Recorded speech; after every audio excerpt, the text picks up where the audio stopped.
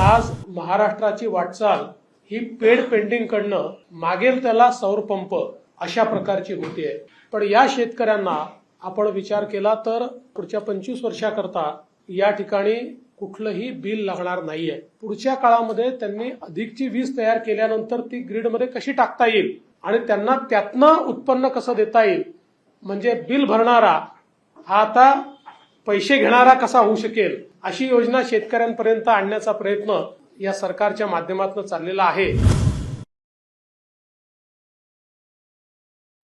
महायुती सरकारने शेतकऱ्यांच्या हितासाठी मागेल त्याला सौर कृषी पंप योजना सुरू केली आहे। या सौर पॅनल्समधून 25 वर्ष वीज निर्मिती होत असल्याने शेतकऱ्यांना तेवढा काळ वीज बिल येणार नाही। 7.5 HP सौर पंपाचा विचार केला तर 25 वर्षाच्या कालावधीत शेतकऱ्यांचं वीज बिलाचे 10 लाख रुपये वाचणार आहेत।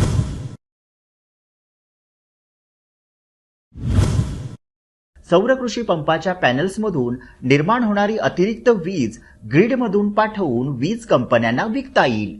त्यामुळे शेतकऱ्यांना अतिरिक्त उत्पन्न मिळवता येईल। उपमुख्यमंत्री देवेंद्र फडणवीस यांनी आणलेल्या सौर कृषी पंप योजनेमुळे शेतकऱ्यांचं जीवनमान उंचावणार आहे।